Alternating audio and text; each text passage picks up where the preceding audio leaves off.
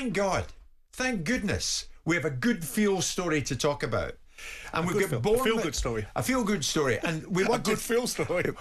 Any one Sounds of those ominous. things. And we want to thank Bournemouth for that. Because Martin can't possibly introduce a conspiracy theory to this.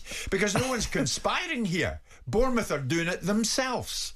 Bournemouth, who went to St James's Park, Newcastle last weekend and won 4-1, only do a seismic job in Nottingham Forest. Many people's favourites to go on and shock us all and win the Premier League title.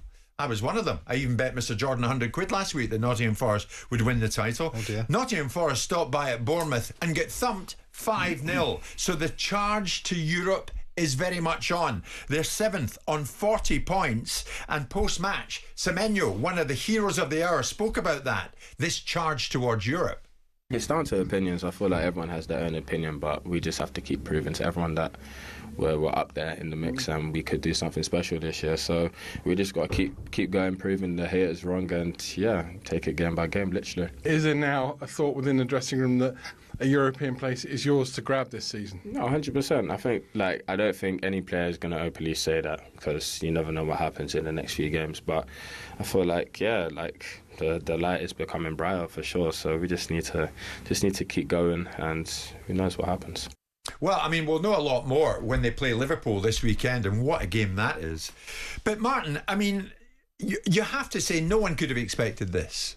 Or could they? Maybe Bournemouth fans will correct me and say, no, you're wrong. We felt good at the early stages of the season, and now we are where we are, and we deserve to be there. Antoine Semenyo certainly puts you in that kind of place in mind that, you're there on merit, and they are, aren't they? A wonderful team. I mean, the high energy, the way that they press from the top. Christie goes and joins the front three.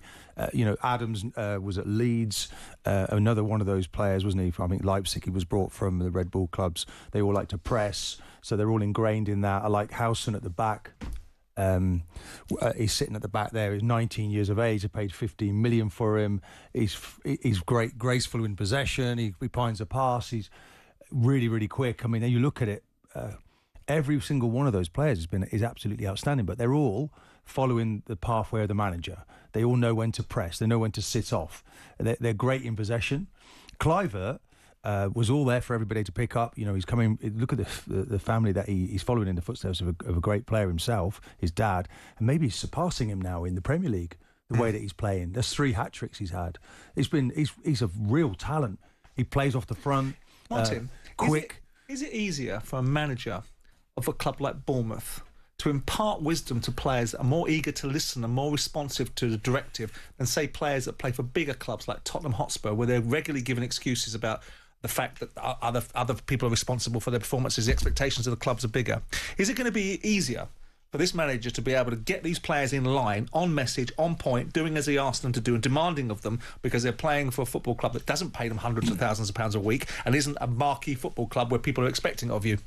I don't think that really completely applies, because if you think about when Iraola goes in there, it's 10 game, 1 win in 10, and he was virtually out the door. But he was changing, wasn't he? So they was were making them work harder. Quite taking on board what he wants. But this is the thing: if you give a manager time, the right man time, and I call him almost like the silent assassin, because he's got a big smile on his face. But if you look at his teams, honestly, they are making tackles. There's more fouls in there. You're going to say, "Oh, conspiracy." No, that's their game. They get around players, Jim. They used to say, "If the ball beats you, don't let the man beat you." There's always a contact. Okay, so they slow teams down. They do it brilliantly. The way they took Newcastle apart in their own back garden just 10 days ago, whatever it was remarkable performance, and they beat them at their own game. Yeah, because Newcastle do a bit of this themselves, whether they like it or not. But here's the game thing, management is brilliant. Square this circle for me.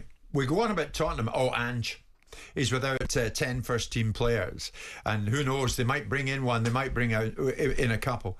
Bournemouth had 8 first-team absentees at the weekend.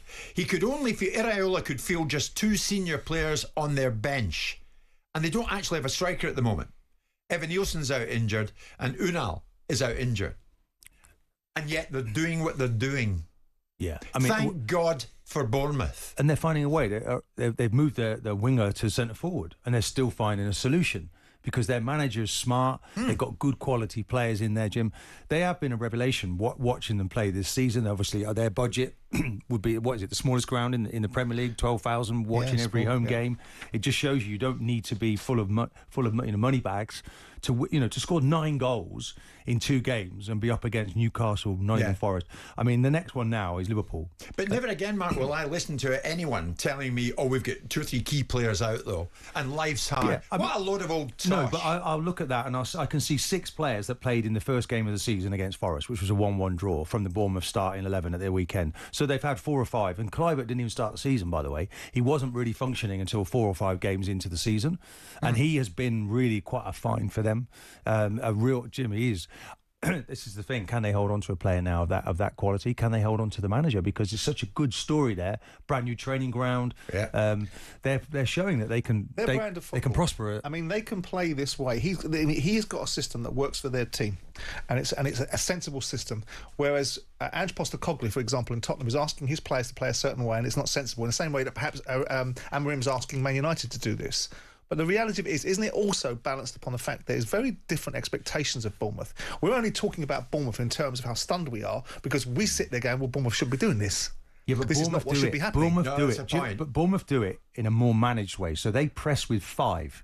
Okay, so they'll go in with 5, and they leave. It's coherent thinking, isn't it? So Adams is sort of guy who, like, shall I go or shan't I? He's in the middle of it, and he sits in front of the back 4. But the 2 fullbacks stay at home. So the Spurs, when they do it, they send their fullbacks in. Bournemouth, as a proposition in the Premier League, will be constantly greeted with amazement every time they do something relatively meaningful. When you're a bigger side, you're not. You're expected. You're expected to play at this certain level. You're expected to be able to achieve a certain level of application and, more to the point, attainment and entertainment on the field. With Bournemouth, there's a different dynamic, and that's why I push at the question. But you shouldn't disrespect them. I'm not disrespecting them. But I'm talking about the players and their culture and their mentality, because they've bought into this manager. They're not being told that they're better than Bournemouth. They're not being told by the media that they're playing in a football club. They Liverpool this weekend? Doubtful. But they'll give them a game. Jim, at home, they've been magnificent. They've beaten Arsenal, Man City. Well, they're at home. Beaten Spurs. Yeah. They're at home. So this is a real one. This is the sort of game Liverpool will look at now. But I think Liverpool are ready for this.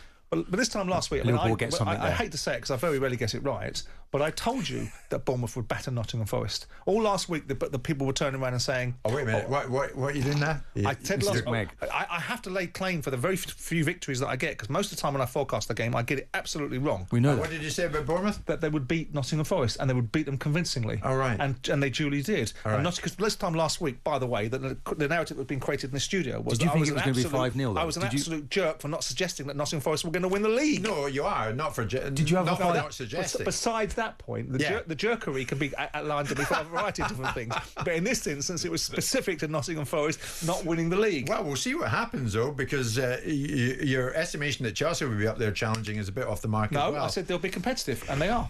What do you know? We got there. 12 noon. Jim White and Simon Jordan. Monday to Friday mornings from 10 on AM, on DAB, via the talkSPORT app and on your smart speaker. talkSPORT.